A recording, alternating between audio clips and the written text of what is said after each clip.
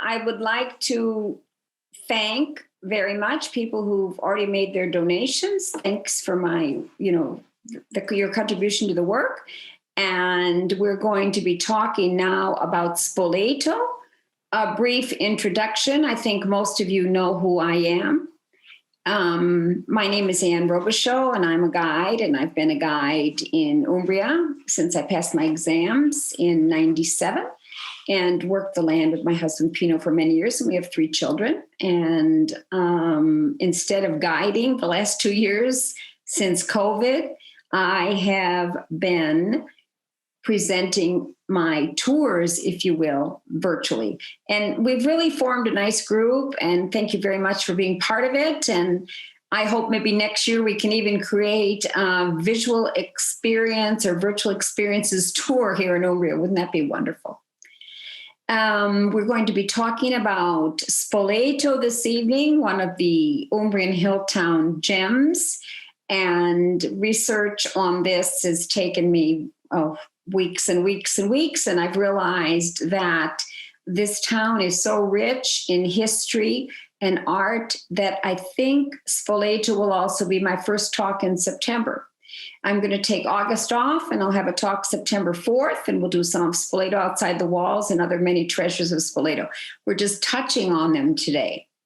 So let us get started. And of course, our starting point should be the magnificent Duomo, which you can see in one of these photos. We can call this a Santuario Mariano, that is a sanctuary dedicated to the Virgin. And documents tell us that there was a church here called Santa Maria del Vescovato, which means Holy Mary of the Bishopric, as of about 956 AD. But it's thought that there was probably an edifice there prior.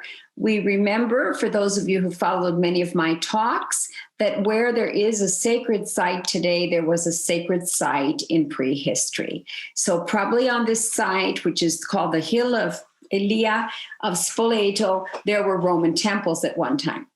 The facade we're seeing is a magnificent example of Romanesque architecture of Spoleto, of Umbria and of Spoleto. We're going to see other Romanesque gems of Spoleto, but this is probably the jewel of the jewels.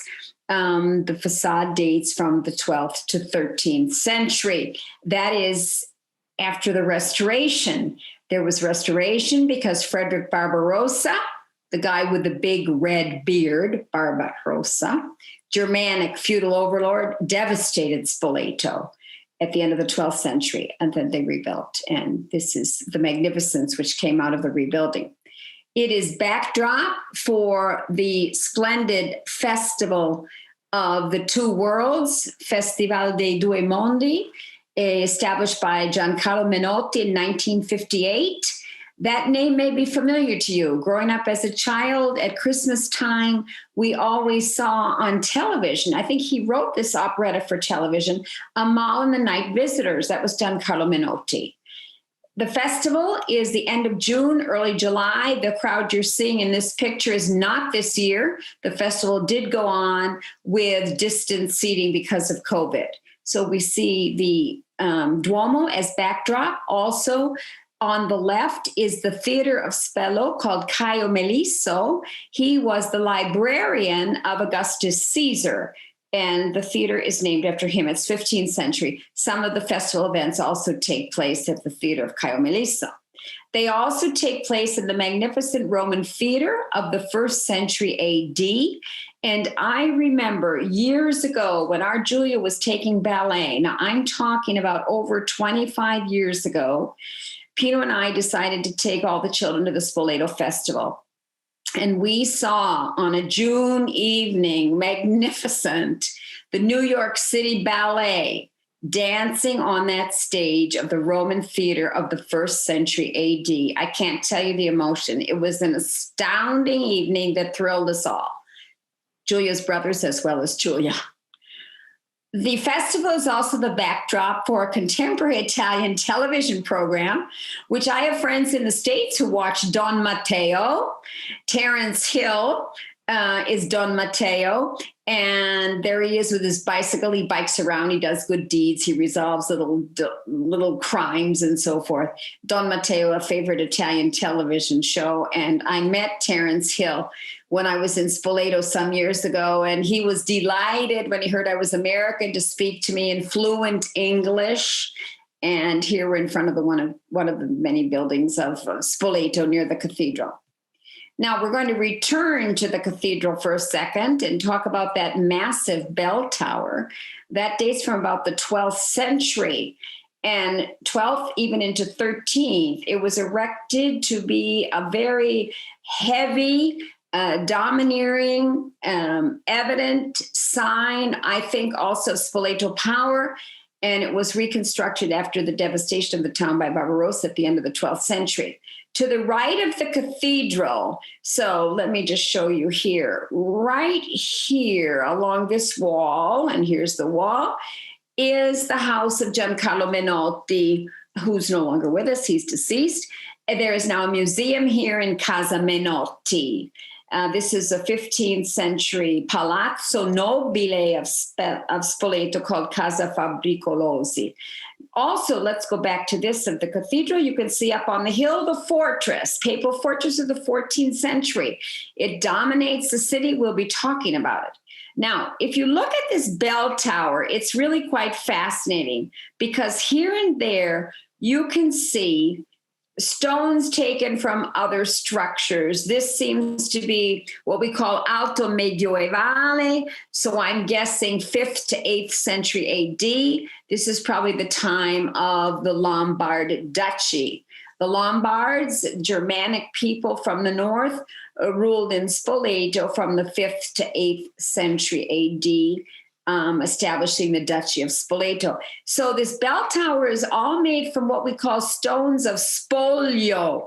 These could be Roman pieces as well as medieval. Spoglio, to spogliarsi means to undress. So pietra di spoglio means stones undressed from another monument. A lot of the edifices we'll be talking about are constructed with pietra di spoglio.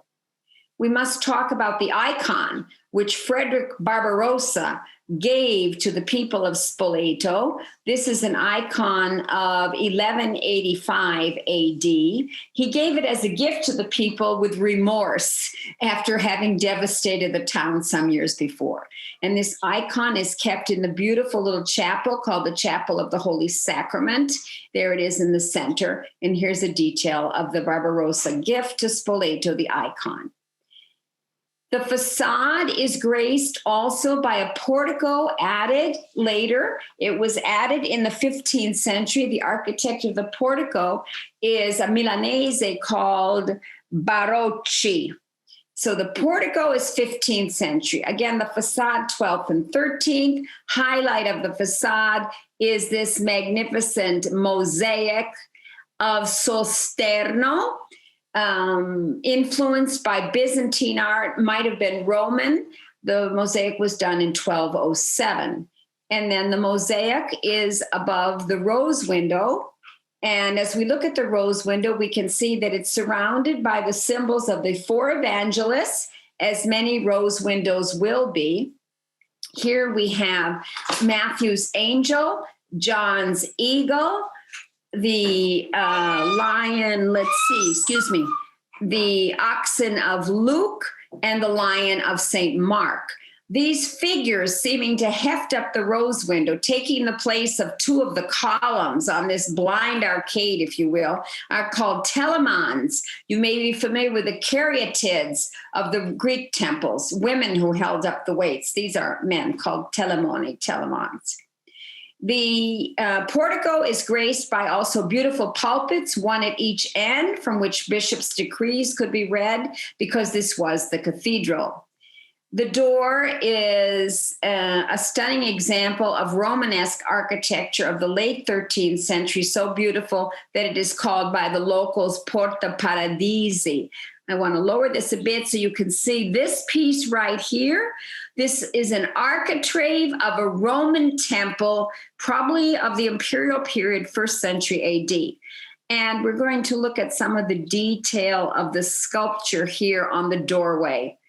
absolutely exquisite sculpture intertwining vegetation, fruits, animali fantastici, which means kind of imagined animals of all sorts, an absolutely exquisite door. When you get to Spoleto, take a few minutes just to stand in front of this magnificent doorway. The beauty, in many ways, is on the facade, but not only. Inside, you're waiting for the Romanesque cathedral, you won't find it. The interior of the cathedral dedicated to the Virgin assumed into heaven, Santa Maria Assunta, is of the early 17th century. And the restoration was mandated by Cardinal Francesco Barberini, who was nephew of the Pope Urban VIII, Barberini, Maffeo Barberini, who was Bishop of Spoleto. And then he became Pope and he's sent to Rome. And as Bishop of Spoleto, he undertook restoration of the Romanesque church. I was a bit critical about not just this church, but many times thinking, why did they restore the Romanesque? Think of Spello, the beautiful Santa Maria Maggiore church, for those of you who toured Spello with me, restored in the 17th century. And you say, oh, but the Romanesque is gone. What a tragedy. We must understand the motives of these people. It might be a situation of a precarious Romanesque structure, maybe a bit damaged even in earthquakes. This is a seismic country. So sometimes the restoration is undertaken because it is felt that the building must be restored and sustained to avoid a collapse, for example. So Barberini started the restoration. He goes to Rome, he's Pope, Maffeo Barberini. The work is continued by his nephew, Cardinal Francesco Barberini. So Cardinal Francesco Barberini is pretty much responsible for all this. In the apse is a magnificent fresco cycle, which we're going to talk about, by Fra Lippo Lippi. And this is mid-15th century. All these frescoes by Fra Lippo Lippi, they were not touched in the 17th century restoration. Here we have Pope Urban VIII in this painting by Pietro di Cortona. And you can see the dates of his papacy, 1624 to 1627. And on the right, many of you may be familiar with the Barberini coat of arms. They're famous for the bees, the Barberini bees, we always say. And you can see the papal crown, the keys of Peter.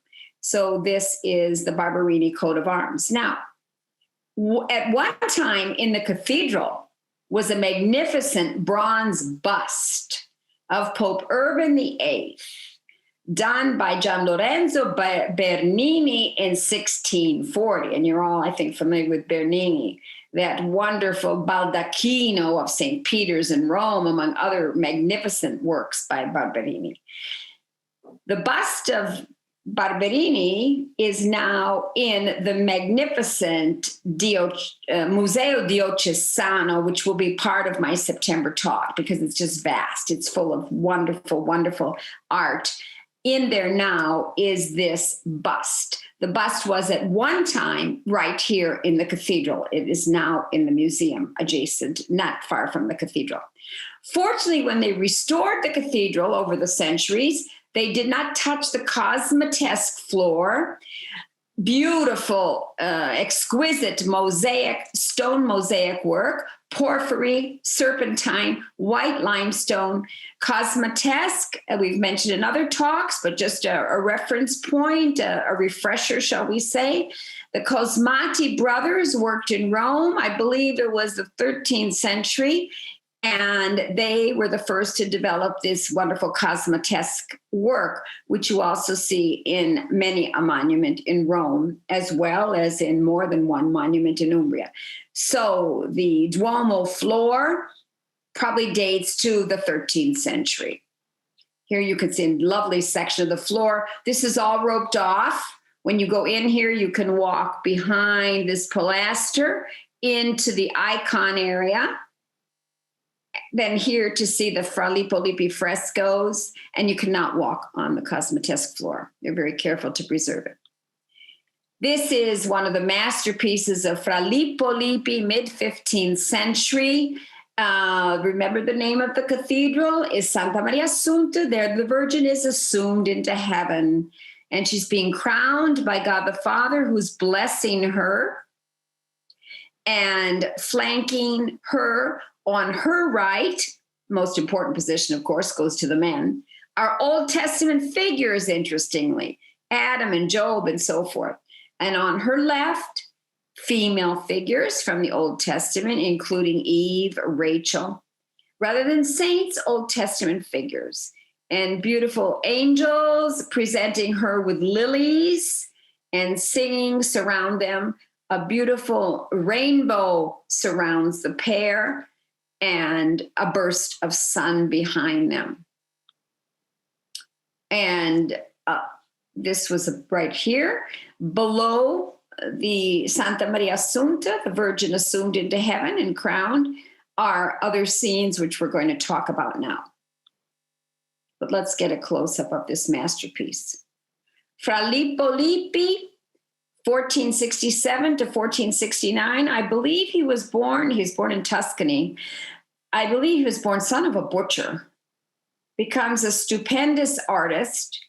He is given as a child, I believe after the death of his mother, perhaps by an aunt who raised him. He is sent to a monastery, a convent. He becomes a Carmelite. And he was ill when he did this fresco, and he actually will die in Spoleto, and he's buried in the cathedral. The fresco cycle took 2 years also because he really wasn't well at the time. Exquisite work in the brocade vestments of the Virgin. Here we see the male figures, Old Testament figures below them, and look at these delightful angels in every imaginable physical position, from the back, from the side, discussing, talking. And on the right are the female figures. Here you have Eve, Leah, Rachel. And one of the scenes below is the Annunciation. This is the angel Gabriel holding the lily, representing the purity of the Virgin, asking her to be the mother of God. She's a very timid young woman. She turns away. Does it really have to be me? She seems to be saying. God the Father is blessing her. Swooping down is the Holy Spirit, symbol of divine inspiration. This takes place in a beautiful Renaissance villa, portico. We remember that the Virgin is always depicted in an enclosed space to show us her virginity, enclosure. She's never out in the field on a mountaintop. The angel Gabriel holding the lily, symbol of her purity. And out the gateway is probably the Via Flaminia, which bypasses Spoleto. The reason it's such an important city during the period of the Romans, there were people in the city as early as the 4th, 5th century AD.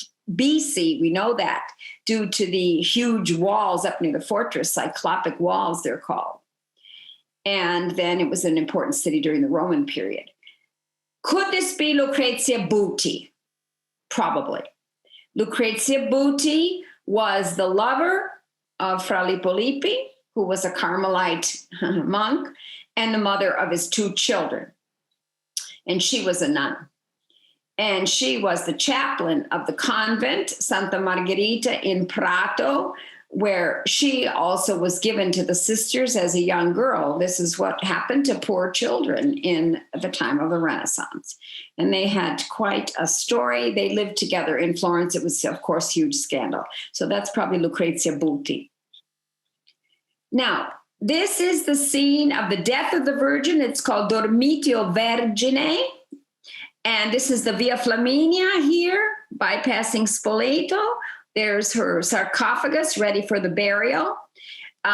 Reading the Psalms at the time of her death, flanked by the apostles, is Sant'Antonino.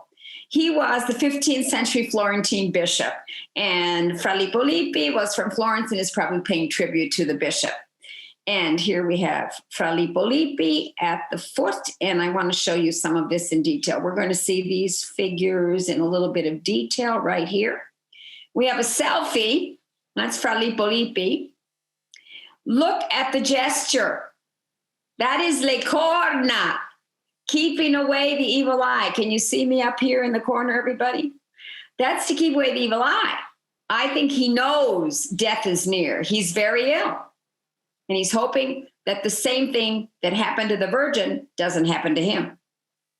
One of his assistants is his son, Filippino, who was age 12 at the time this was painted. Another one of his assistants and part of his workshop is depicted as well, Pier Matteo d'Amelia. And this was another one who worked with him, Don Diamante. So we have Fra Lippo Lippi and his workshop. He dies in Spoleto. He's buried in the cathedral, and the tombstone was designed by his son, Filippino. Not far from the tombstone is another treasure of the Cathedral of Spoleto, Alberto Sozio's magnificent Croce Sagomata of the late 13th century. Sagomata is a crucifix done in this way. The figures are on painted parchment. The painted parchment is then put on the wood. As you can see, those of you who heard some of my other lectures, when we talked about the Cristo Triumphans, this is a Cristo Triumphans. For those of you who may have not heard some of these other lectures, and for a refresher for everybody, the Cristo Triumphans, which is also the cross said to have spoken to Francis in San Damiano, it was a Cristo Triumphans, is a cross in which Christ is represented as triumphant over death. This is the resurrected Christ. Arms open, a four-nailed crucifixion, eyes looking right out at us. This is Christ who's died, but he's risen. Also in this beautiful Duomo is the magnificent Cappella delle Reliquie. This is all inlaid wood, and the backing here is all painted. And in this reliquary chapel is a prayer written by Francis of Assisi. It's in this reliquary, and here it is in detail. To Brother Leo, you can see his name. Beloved Brother Leo, who was with him when he received the stigmata. This was written in about 1224. So this Duomo has magnificent treasures. And not far from the Duomo is another magnificent Romanesque church, Santa Eufemia.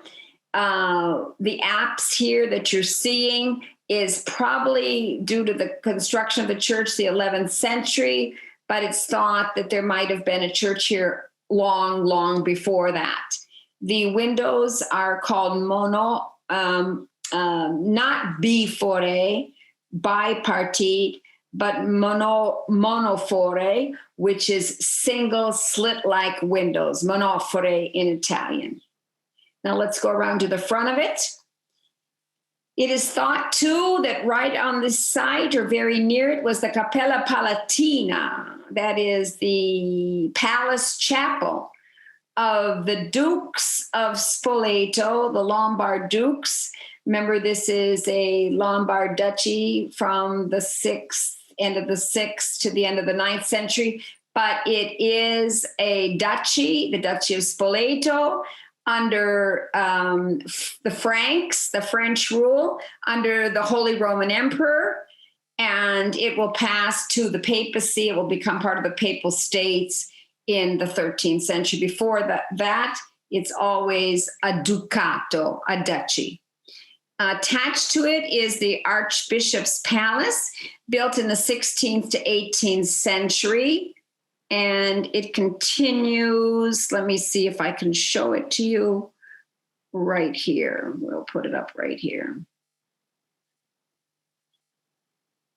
And so this joins this structure. And this is the Archbishop's Palace, dating from the 12th to 15th century. It is now the magnificent Diocesan Museum, which is incredible, full of wonderful artistic treasures, both paintings and sculptures. They date from the Longobards period to the low Middle Ages to the high Middle Ages and to the Renaissance, some magnificent pieces. Now, where was the Ducato Longobardo di Spoleto? The 6th to 8th century AD, this is it.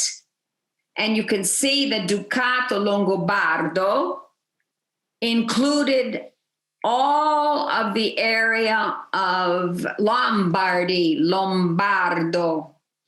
And the seat of the duchy was Pavia. This is where the head of the Ducato ruled from, but the duchy included all of this area of northern Italy, all this area of Umbria, and another important ducal seat was in Benevento, which is now the area of Campania, the Ducato Benevento. Look at all the way to the hill of the boot. So extremely powerful was the Duchy of Spoleto. Now we want to go in and see this magnificent church of Santa Eufemia.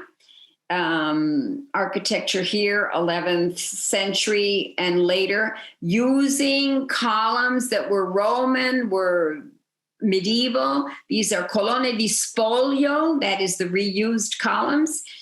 This is a very unusual structure. It is the only church in Umbria with matrone. This is a raised gallery, probably where the Benedictine nuns could observe the services below. The Benedictine nuns lived in a convent, which is now where the Archbishop's Palace is.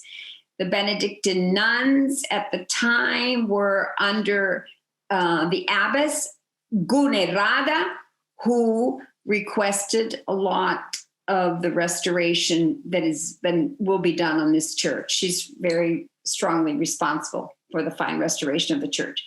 The altar here is magnificent. I've just got a detail of it.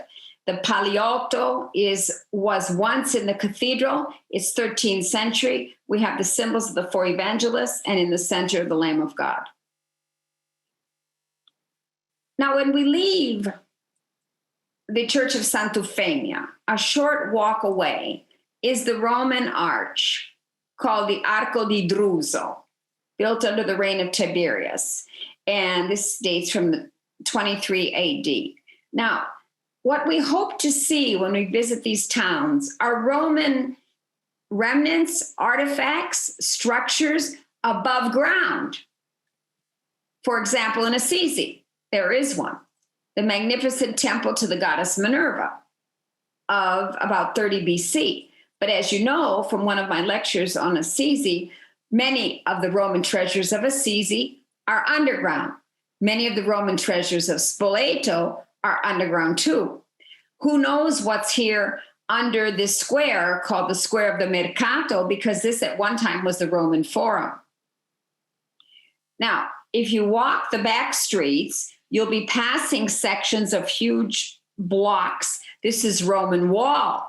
So this could have been the foundation of a temple. Who knows what is under this street? This is part of a Roman structure. At one time, it was thought to be a basilica, which was a huge hall. That's where we get the word basilica for a church. It was a huge hall where civic activities were undertaken by the Romans. Now, archaeologists seem to think it was the base of a temple. So we have a bit of Roman edifices here above ground, but we're going to see a treasure which is not available to you unless you go looking for it, because it's under something. The Roman house, you enter under the Palazzo Comunale. This is the city hall. This building now is 17th century because there was damage to this building in 18th century extensively in an earthquake. But if you enter, go around the corner, enter a door, this is what you're entering, right below it. The beautiful Roman house of Spoleto of the 1st century AD. This is the atrium. In the atrium would have been the impluvium, where the rainwater is connected. Above this, the ceiling would be open. Surrounding the atrio, are the cubicola, the bedrooms.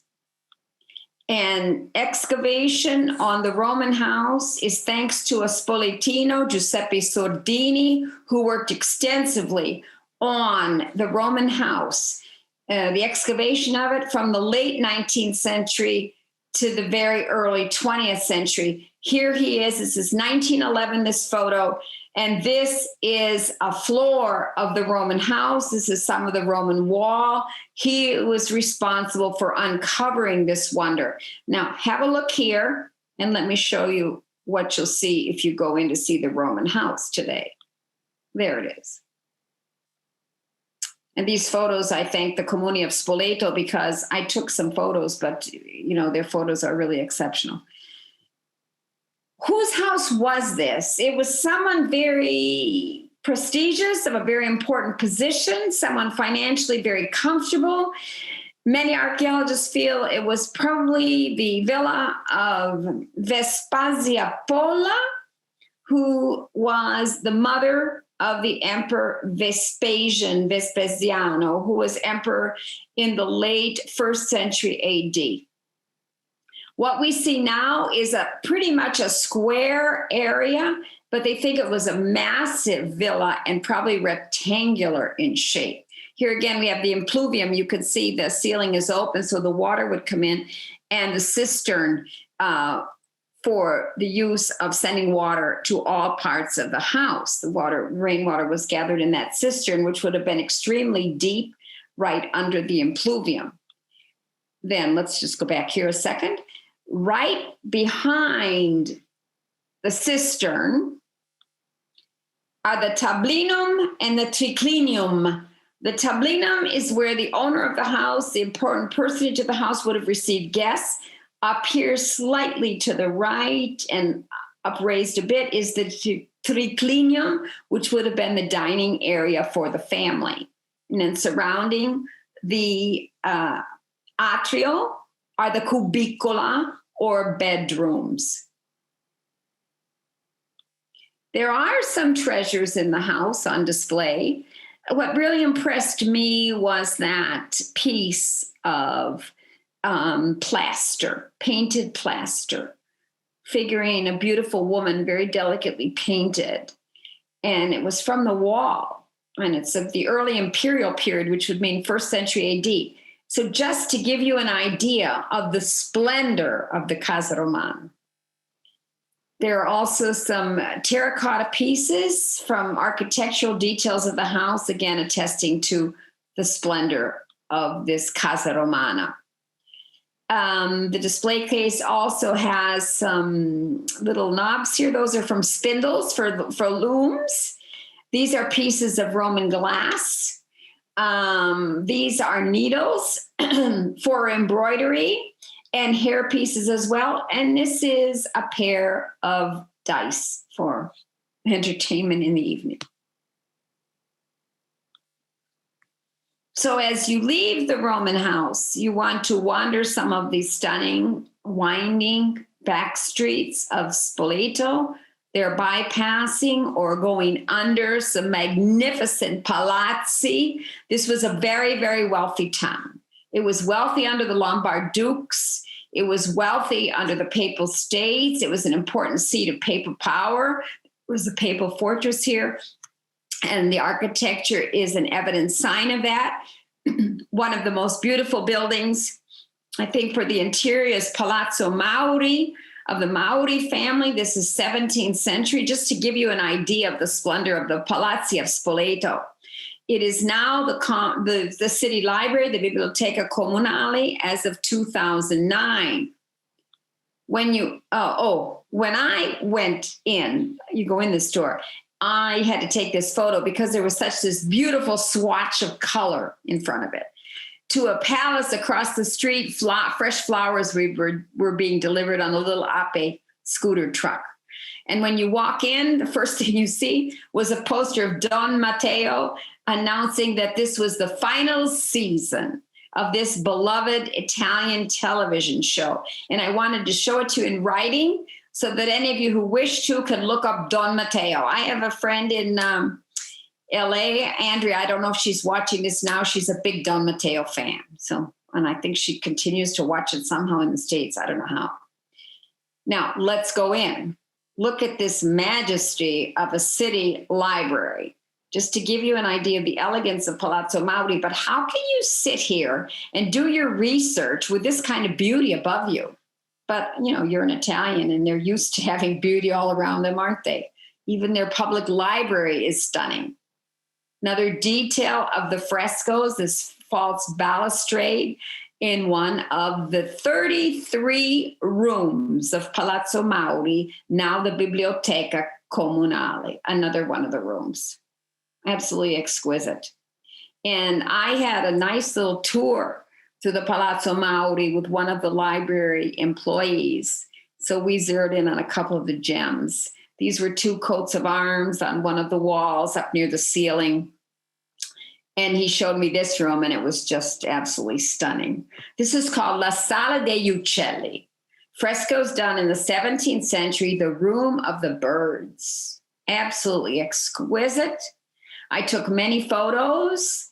I had to send them to my dear brother, Bill, who's a zoologist and ornithologist. He specializes in rapacious birds. And he wrote me and said, after I sent him all the photos, we're going the next time I come. These are some of the details of the balustrade. Here's a little monkey. Here's an angel up here swooping down. But the other details are birds on the balustrade, which is intertwined with vegetation. This is the ceiling of one of the rooms at the public library of Spoleto. That's exquisite. And all restored and open to the public, recently. And then the gentleman giving me a tour took me into this little room, which is not open to the public. And it was very, very tiny room. This is the door, very, very narrow. One person could sit here. And he said, look at the beautiful ceiling. I had to take a picture. And he said, Signora, lo sa che cos'era questo? And I said, no, what was this? And he said, il bagno. It was the bathroom. I did some research on this, and I found a document. It was a document indicating the inventory of what was in the palace when a certain Antonio Mauri died. And in one little room, there was a seggiolina, a little chair, and two bronze pitchers for water. And that was no doubt the little bathroom. And this is another room, and this is called La Sala dei Ruderi, the room of the ruins. And the frescoes are of ancient ruins around Spoleto. You can see it's also used as a conference room. La Sala dei Ruderi, the room of the ruins of antiquity. Here and there, he pointed out to me the scorpion. This is in relief on a column. And this is inlay. The scorpion, he didn't know why. I asked him why. He wasn't able to tell me, and I wasn't able to find out in lots and lots of research. Why was the scorpion the symbol of the Mauri family? But it was. It was their family symbol, the scorpione. Another beautiful room was frescoed with stories of the myth of Phaeton. The Italians call him Fetone. He was the son of the sun god Helios, and he was allowed to drive his father's chariot, the sun chariot, but he was an imprudent driver, and he had a disastrous accident when he drove it too close to the sun. So this is all on one of the ceilings of the room. The room, La Sala di Fetone. There's the chariot up there. And there he is driving the chariot. And these frescoes, again, the frescoes in these rooms are 17th to 18th century. And as I left, I looked up and I saw this exquisite figure. And I just thought as I left, what a library, but really, how could one concentrate and get any work done in the midst of all that beauty? My next stop was going to be the fortress, which towers over Spoleto, the Rocca Albornoziana. It dominates the city. Below it is what is called Ponte delle Due Torri. And I'll show you a better detail of that in a second. And it is called the Bridge of the Two Towers because it's going from one tower, the huge towers of the fortress, to another tower.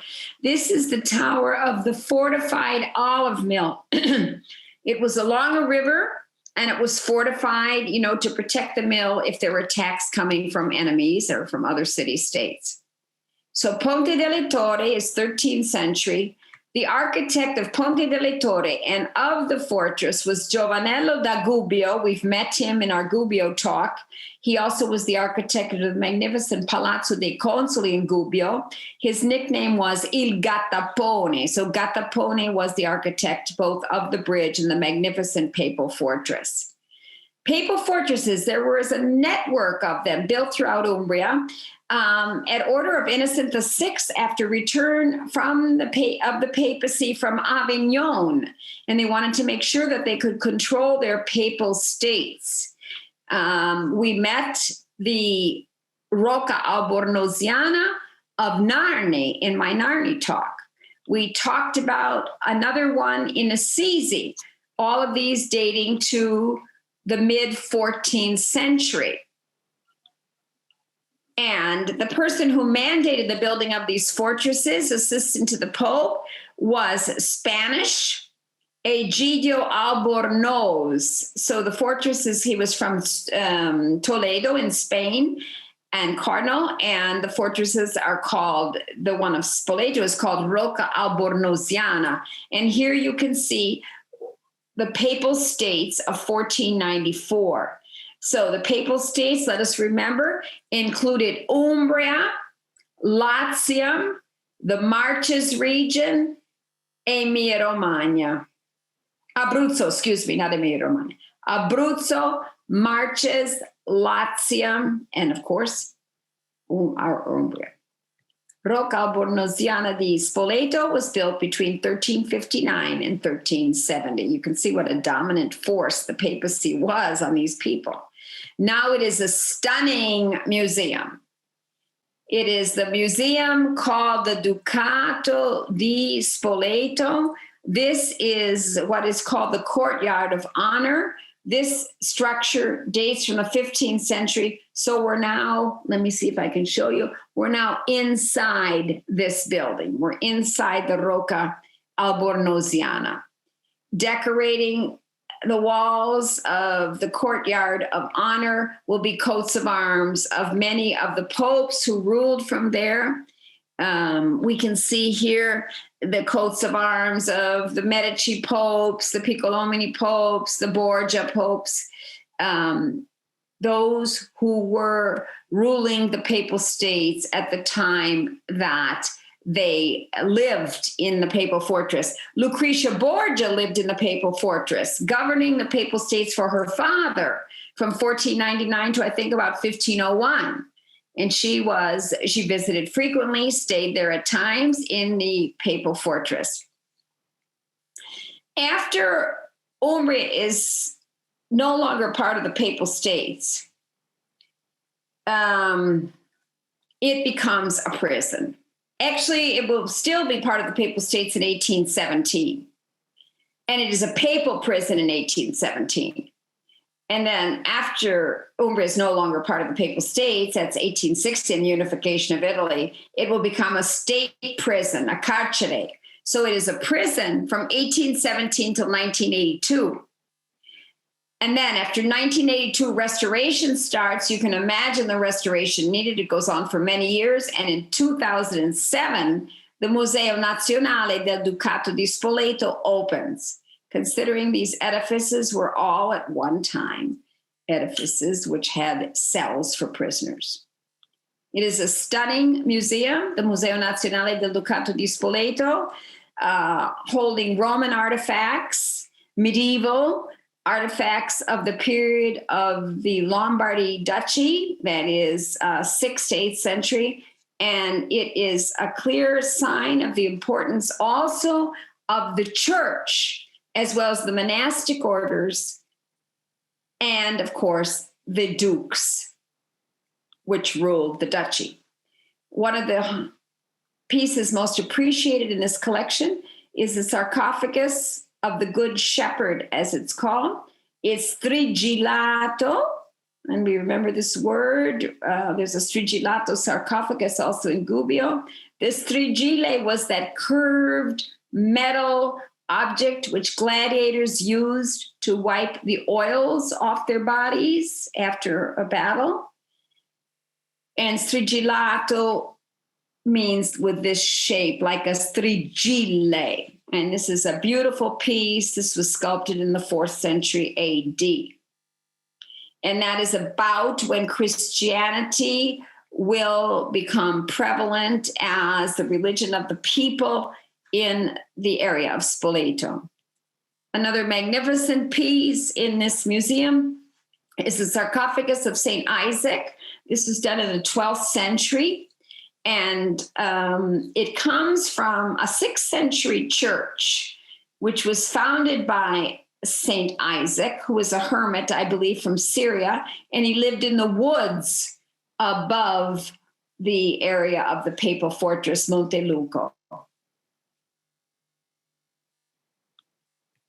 These are more details of this stunning sarcophagus.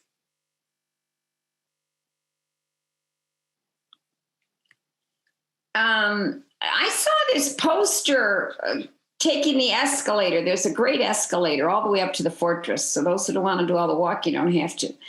And I saw this and I thought, I might have to see that. On this poster, they chose this object. This says Spoleto is UNESCO patrimony.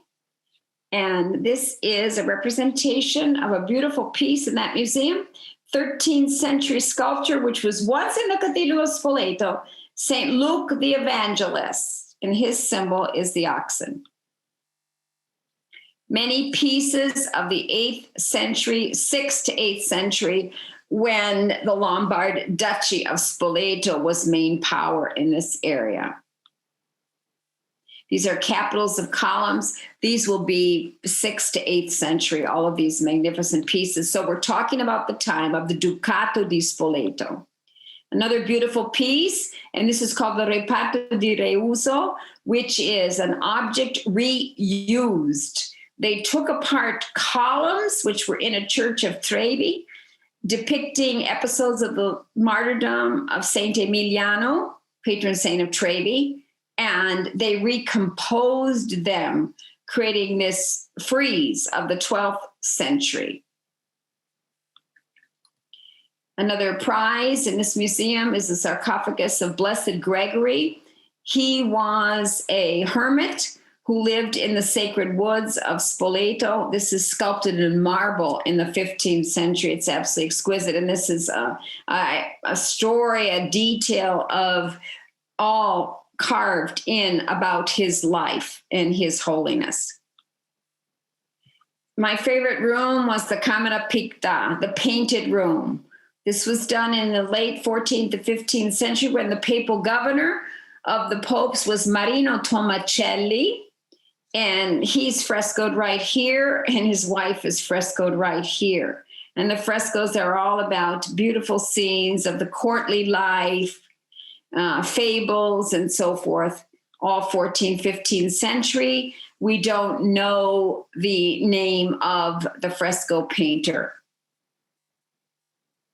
And this is the view that you have of Spoleto from one of the towers of the papal fortress. Here you can see the Duomo.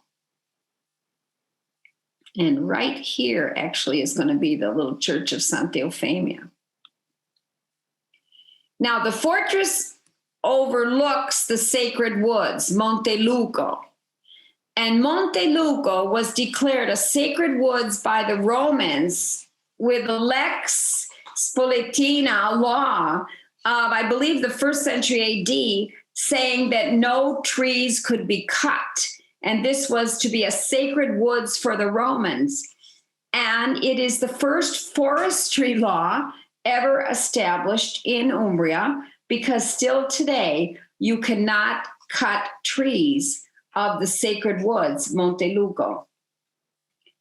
This is the sacred woods, Monteluco. And looking across, basically from the fortress, we're seeing the church of San Pietro. This was done between the 5th to 12th, 13th century AD. There was an edifice here in the 5th century, established by the then bishop of Spoleto called Achillius.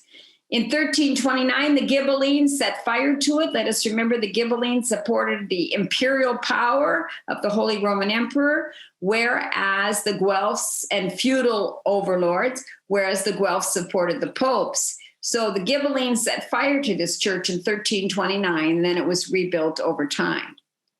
And it is really one of the most magnificent Romanesque facades in the region of Umbria. And I want to show you some detail of the sculpting. This is to the left of the door. This is to the right of the door. Cosmatesque work, fables, legends, stories of the saints, which we're going to see. The inside is about 17th century. There's really no need to go inside, actually. The beauty is on the outside. I've seen this many times, but I was here with Pino the other day, and he'd seen it too, but we're both always astounded when we go up to the church of San Pietro. Over the door, we have stunning cosmatesque work, the imperial eagles, intertwining cosmatesque, and all of this is extraordinary vegetative floral sculpture. We could call this blind arches here, also sculpted. I mean, it's absolutely stunning, the details. There are scenes, for example, like this one, the farmer working the land with his oxen. There are scenes of fables and legends, as over here. Scenes about the life of St. Peter, because after all, the church is named after him. And up here, let's go and look at it. At the top, so I want to go back here, right here. We're going to detail for you. We see St. Peter, and he wants to wash the feet of Christ, and Christ is going to wash his feet. He touches his head as if to say, I should bow to you, saying, Lord, I am not worthy. And Christ washes the feet of Peter. Look at that sculpture, probably 12th, 13th century. The image below shows Christ calling the fishermen brothers, Peter and Andrew. Look at the oars. Please observe the water and the waves. This is sculpture in limestone, late 12th, early 13th century probably. Please notice the folds of the drapery in Christ's garments as he calls to the brothers. On the other side of the door, another episode of the life of Peter. And this shows Peter with the keys. He's knocking the devil on the head because the devil is trying to take this gentleman who's died. He shouldn't be going to hell. And Peter is holding him here. He's holding the rope. The rope was going to be untied by the devil so he could drag him to hell. Peter here has the keys. He's whacked the devil on the head with the keys. The devil is trying to weight the scale in his favor. Michael the archangel seems to be saying, watch out. And the devil holds a parchment. And inscribed on the parchment in Latin is, I suffer because he was once mine. The devil doesn't get him. This individual goes to heaven. And looking at that Romanesque, magnificent church of Spoleto is a heavenly experience for anyone. And you really can't miss it. And you simply can't miss Spoleto. Thank you for being with me. Thanks again to those who've made contributions. So much appreciated for the work, lots of work. Grazie.